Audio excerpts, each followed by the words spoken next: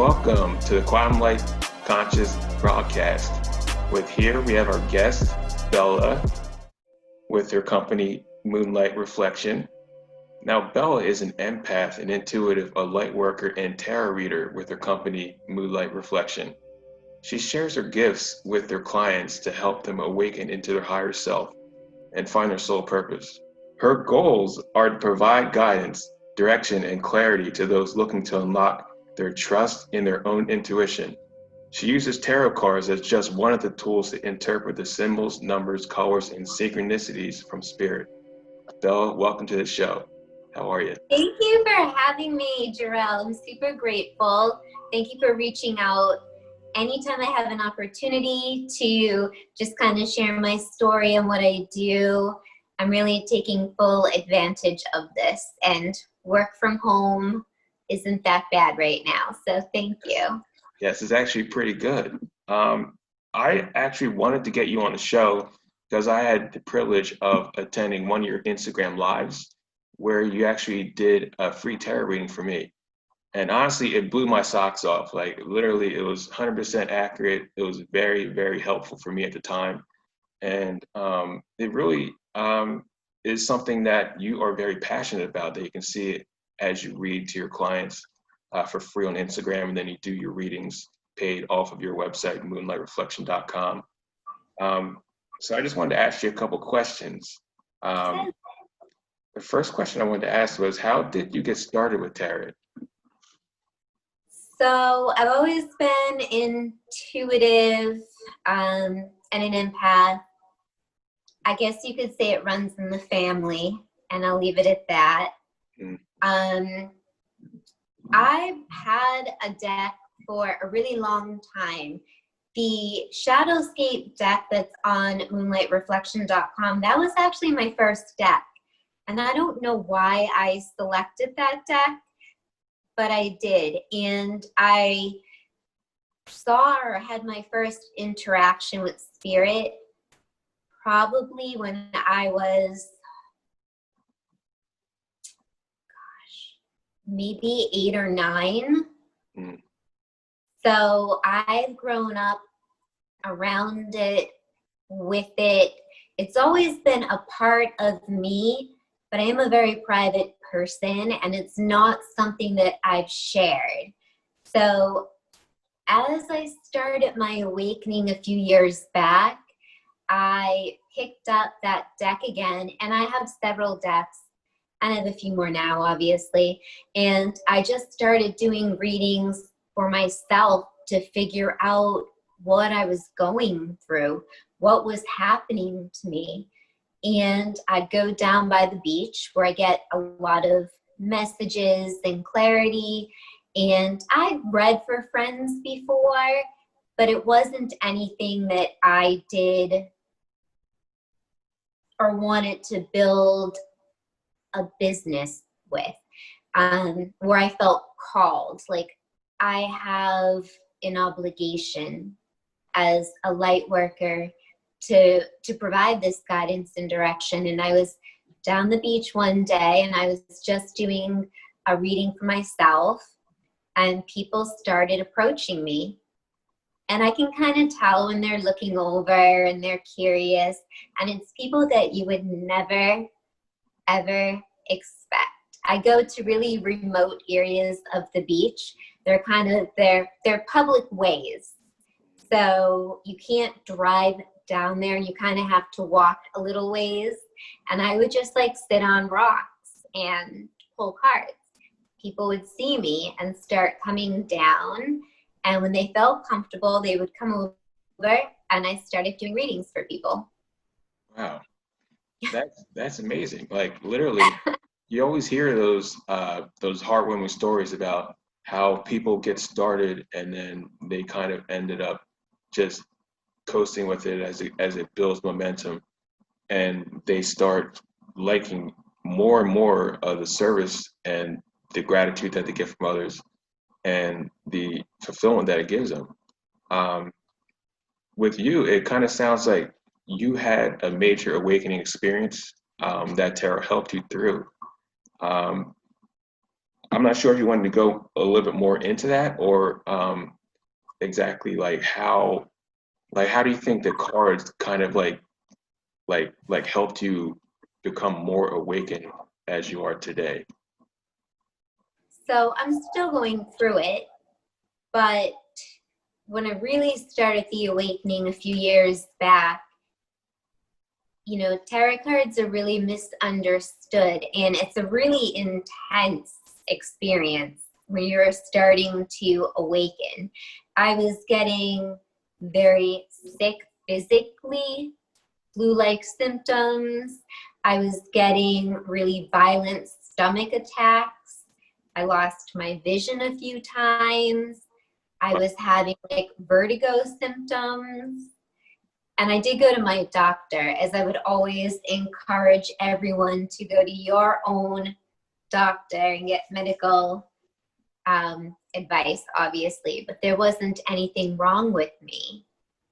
So, and then I started getting very vivid dreams, and spirit started coming back to me very strong, and to help me understand the numbers, the synchronicities,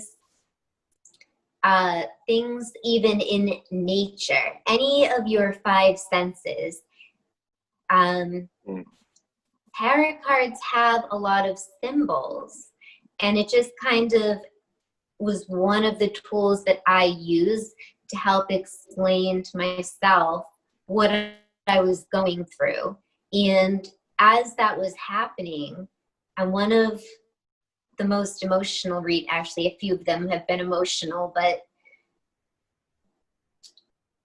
one in particular, one day I remember being down there, and down by the beach, and this girl, I'm still friends with her now. She actually lives a few streets over from me. I've never seen her, I've never met her, and she was with a friend, and I could tell she wanted a reading, but I don't ever approach. You know, I'll let someone come to me, and she did eventually. And it did get really emotional. And I think, you know, she just grabbed me and hugged me. And when I felt all of her emotion and kind of mine together, it was probably the moment that I was like, this is something that I really need to actively pursue. This isn't going to be a side thing. It's not even just about me and my awakening. You know, she just broke down. And actually, quite a few of my readings kind of wind up that way. And she just hugged me for the longest period of time. And it was just a really healing experience for both of us. And her, you know, she's like, I needed this. And her friend said to her, she said she needed this too, meaning me. And I was like, guess I did. Wow. Yeah. Tarot cards will do that. Tarot cards will really, they'll bring out the clarity and the insight and the wisdom that you actually need to move forward. It's one of my favorite mediums personally. Honestly, it's one of the best mediums out there. So when you do your readings, I noticed that you don't really use a book. You kind of just go off the top of the head, and you kind of go with what comes through for you. Now, this is like a advanced way of guiding people. Like, do you do this from your higher self, or do you do this from your intuition? When I'm doing like a full-blown reading, what I generally do is I will have spoken to the person ahead of time just to see what intention they'd like me to set. Because I never know what's going to come through. I don't make promises.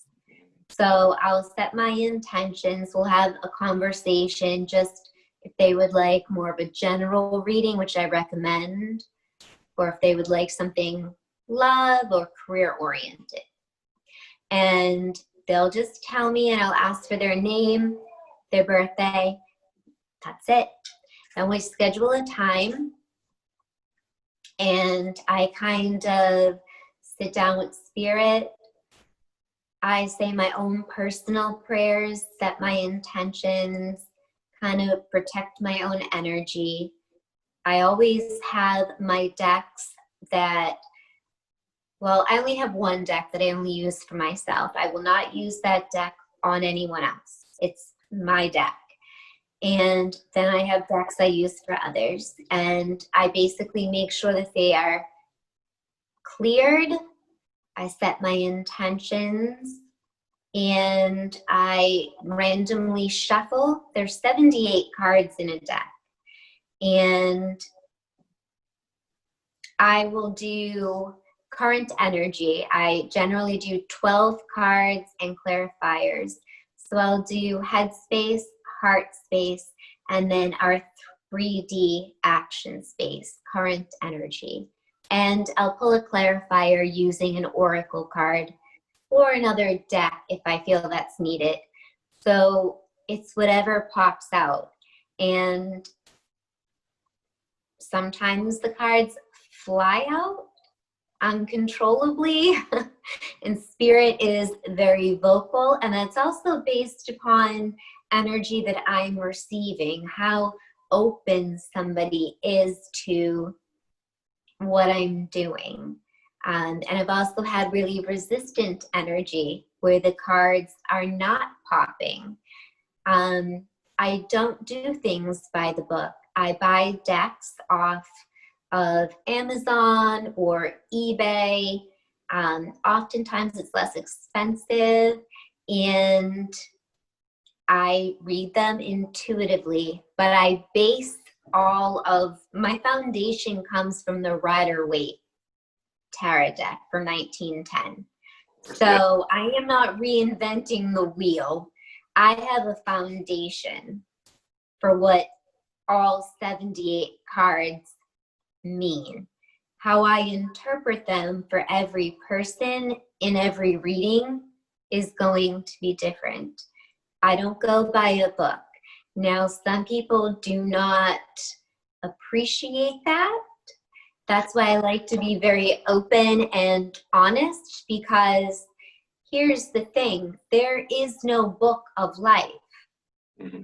So, and there are thousands and thousands and thousands of tarot decks. So you have your original Rider-Waite, and I actually don't believe that was the very first. I think that was the first that probably came to the US around the 19th or 20th century. Mm-hmm. So I do use that. And I have the Gilded Tarot, which is basically a more colorful version of the Rider-Waite. So I have the foundation and knowledge of what the true intention and meaning of all of the 78 cards mean. So I'm not just like making things up. Yeah. When I pull a card, I know the traditional meaning of that card. But there's no one book that has answers for everything. And even if you look back at the Rider-Waite, and certainly that's not a deck that I would be drawn to. I use it because that's my guide. That's my foundation. Right. So what kind of deck would you recommend that people would use for themselves, just to kind of get that core foundational understanding of tarot? Definitely the Rider-Waite or the Gilded Tarot. Both of those will come with your 78 cards, and you will have a book. So I would recommend those two.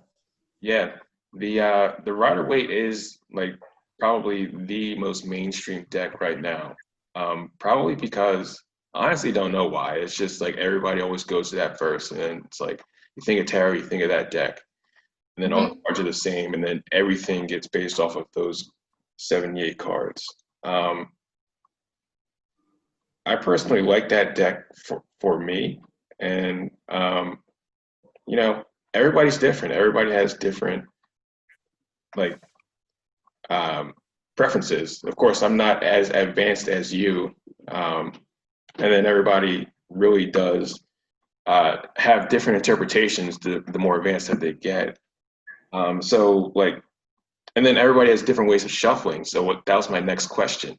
Like, how are your thoughts on getting like the cards to drop correctly? Like, do you just more or less let them fall out, or do you shuffle, or do you like just pick the top cards after you shuffle? So basically, I'll do everything I just said, set my intentions. I always make sure that before I use the deck, they're cleared.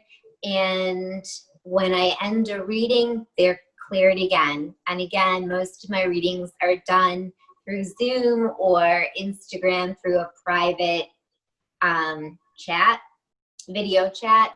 So no one is even touching my cards. I know I'm a little, particular about, people touching the cards, but there is no right or way to shuffle per se. Whatever you're comfortable with. And again, because I don't read traditionally, I also don't use the different spreads. I mean, you can use a basic 3-card spread. You can use a more intricate Celtic cross spread. But to me, and to train myself, because I'm still learning, that's so hard, because maybe it's just a Sagittarius in me saying like, what if I feel that doesn't belong in that position? Not even that the card isn't right, but that cards need to be in a certain position. The whole point is to train and trust your own intuition and your own guidance and listen to your inner voice. Yet I need to do a Celtic cross, and I have to put the obstacle here, what's supporting me here. So I don't. Right. I shuffle the deck, and I've never really had any issues. Whatever pops out, pops out. And I will pull the 12 cards. Sometimes I might even reorganize the cards. And then I read from there. So, and some people, they'll shuffle and then they'll split the deck, or they'll pick what's on top. But I want to see what's coming out organically without me kind of orchestrating or strategically knowing that I have to place it, because then I feel like I have to create a story. And Right. I'm not here to tell you a story. I'm here to provide guidance, direction, and hopefully some clarity and healing. And when I know that in the Celtic cross, this needs to be the challenge, this needs to be the, positive outcome, then it kind of takes me away from what I'm intuitively feeling. Mm-hmm. So basically, for your spreads, you kind of just go with what you're intuitively feeling. Like, depends on the person, depends on the energy of the cards, and more or less the synchronicity of the entire reading. Correct? Yeah, it is everything. Sometimes, a lot of times, I get music. I will see images. I get a feeling sometimes, especially if it's around the heart chakra, or I'll feel a heaviness like on my shoulders. Also, the way I do my readings are just so untraditional anyways, and I've had a lot of tarot readings for the simple, because I want to see what people are doing. And it is so disappointing. So I understand why people may have a negative opinion, or sometimes people just aren't educated. So I like to explain everything about the card, from the colors to the numbers to the symbols to the position.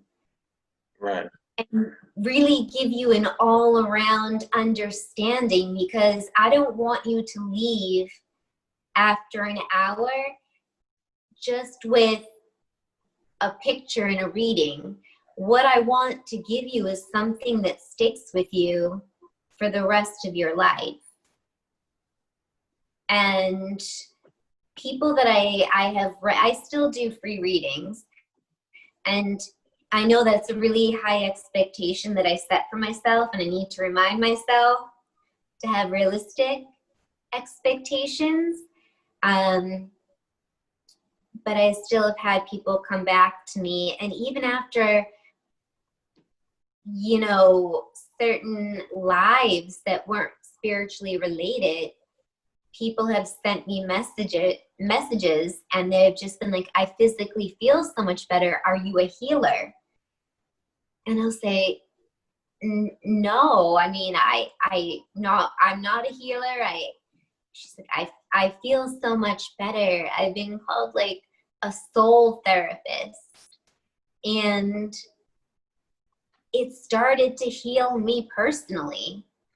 It's not about just cards that I'm giving you. And I get it, because like I said, I've had a lot of tarot readings. I have had mediumships. I've had psychic readings. So I know the business side, which unfortunately not everyone goes in with good intentions. So that's why I always like to get my message out there, and why I read so unconventionally, because anyone can buy a deck and memorize a book. Mm-hmm.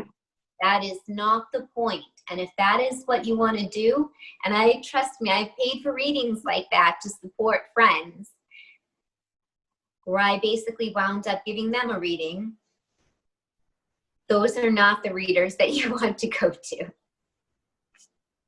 Yeah, there are so many different types of readers. There's so many different types of psychics, intuitives, empaths, healers. You really don't know what you're going to get until kind of you either get a free reading from somebody, or you take the jump and, you know, just pay for something, or, you know, just look at what somebody's offering off of YouTube. Now, with your intuitive readings through tarot cards, you really go the extra mile. Like, you really go really in depth, and the passion, again, the passion that comes through, that's a really had an influence on me, and it really had me listening to what was coming out of your mouth, because you had said that you weren't reading off anything. So it's like, it's something that's really, really in tune to the person's energy that's going through you directly from spirit. So it's like, how do you know, like, that you're drawing the right cards? Like, how do you confirm that? I've already set the intentions before I start my reading.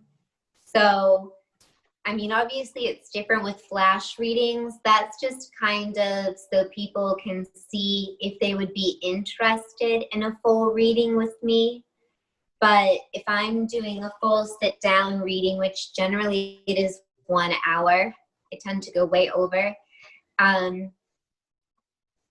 I have my process. I have my crystals, I have my table, I light my candles, I am drawn to a certain deck, and it's cleared.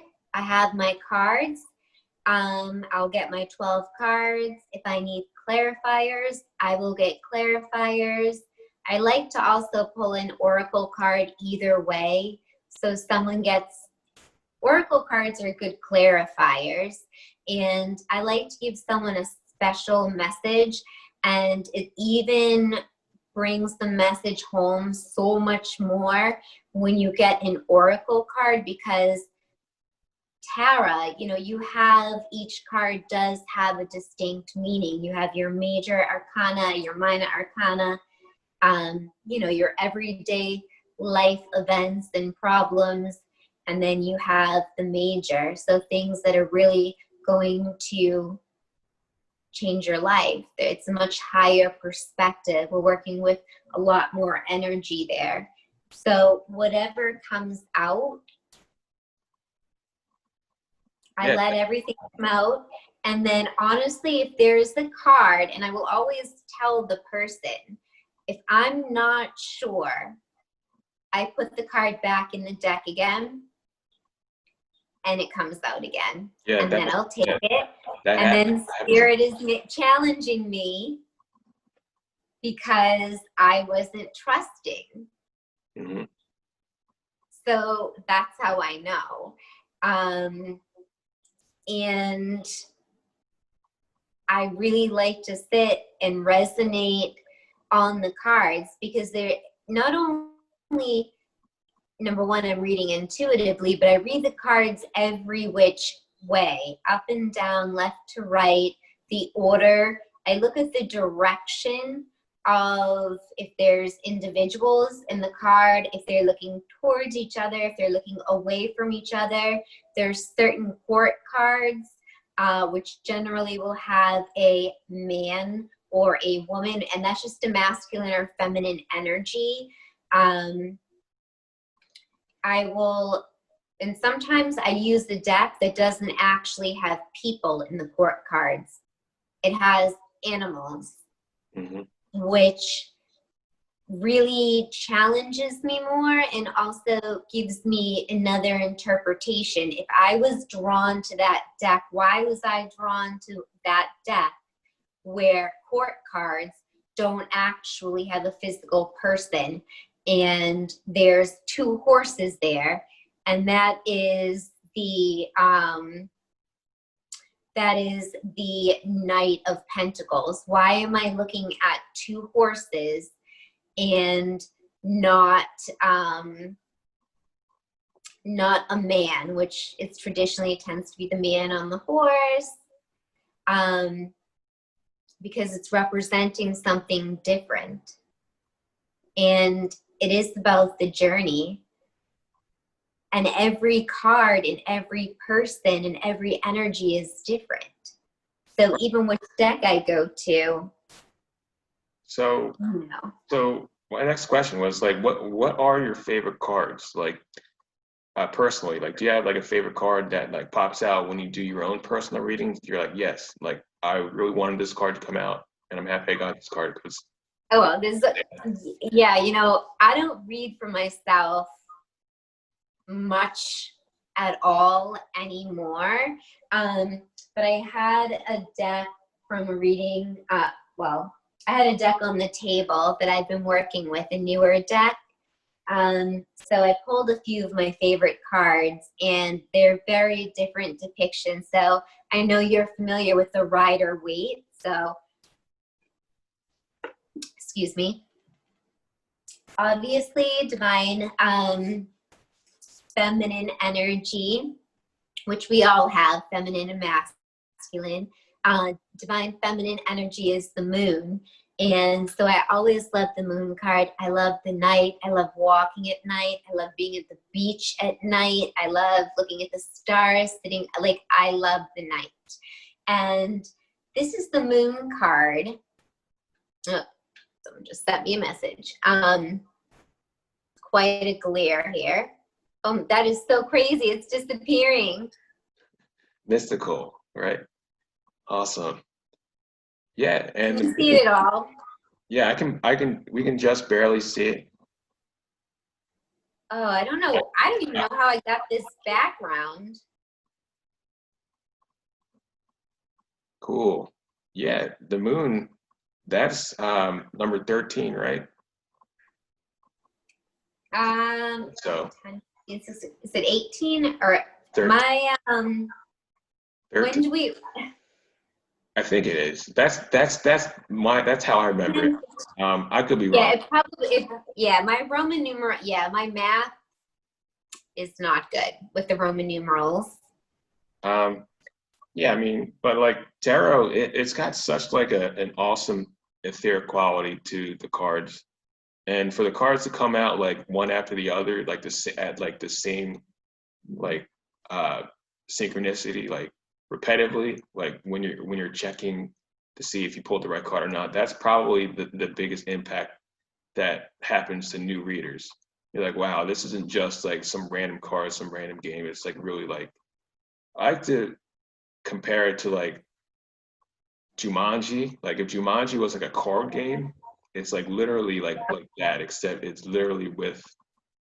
with like actual etheric archetypes and astral archetypes and mythical personalities that really have embodied history throughout the ages. But you know, just like I guess like why do you think they're so mystical?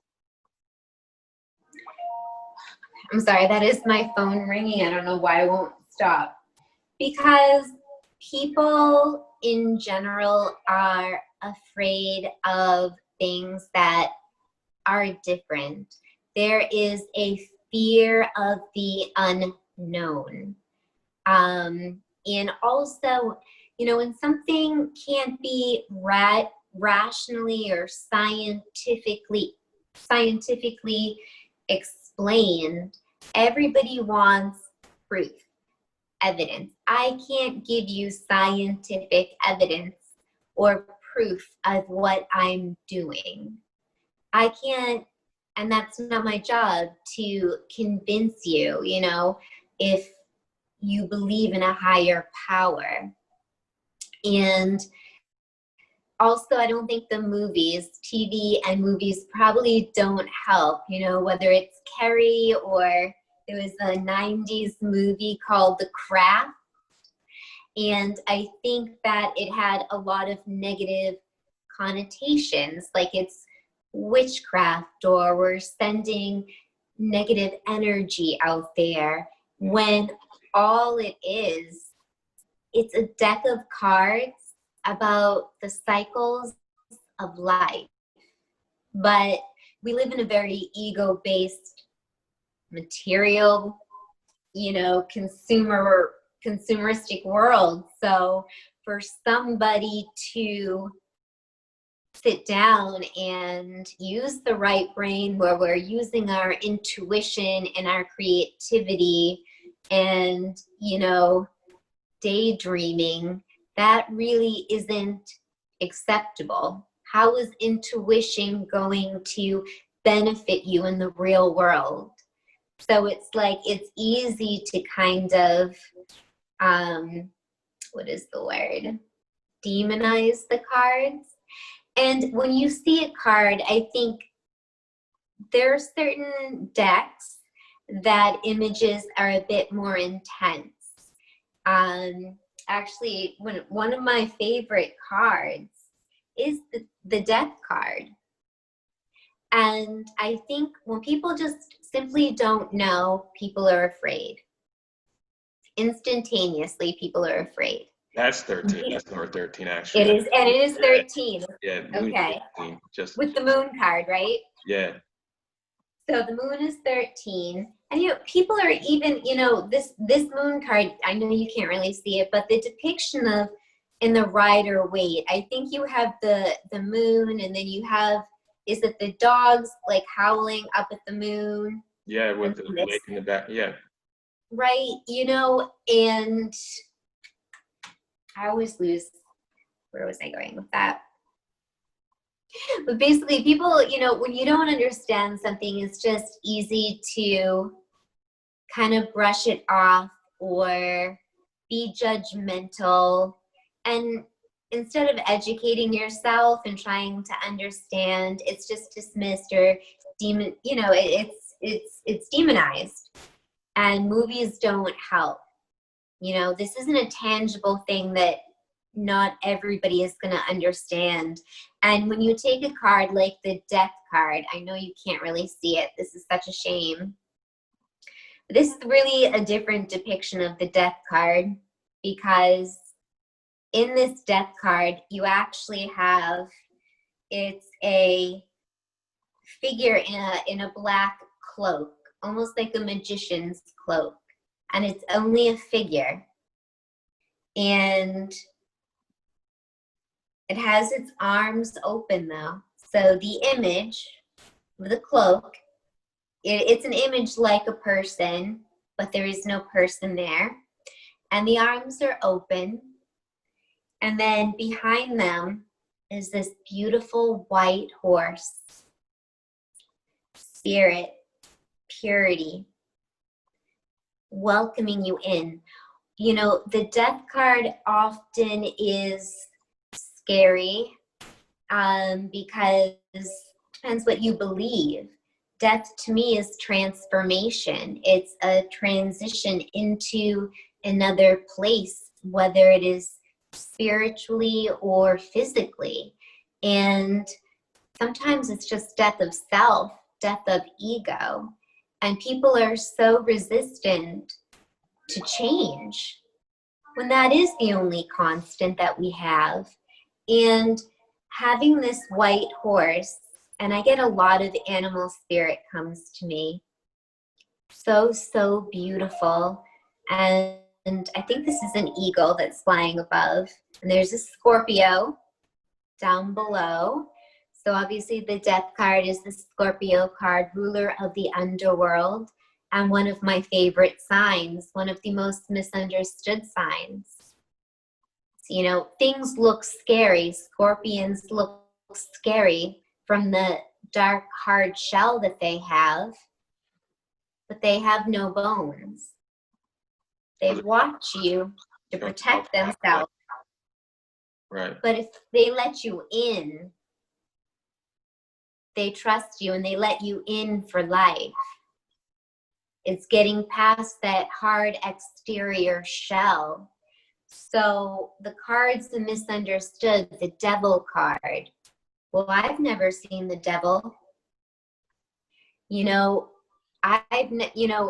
man has created a lot of these things. When people say, well, why would God, if that's what you believe in, why would God have this pandemic happen right now? Well, we don't know, because how do we know man didn't cause this?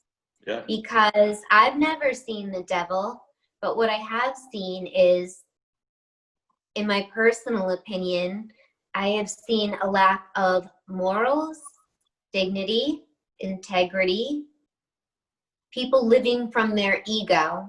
They have no self-worth, they have no self-value, and things that are not built on solid ground, on a solid foundation, really getting in there, getting your hands dirty, understanding how hard it is, the blood, sweat, and tears to making that dollar.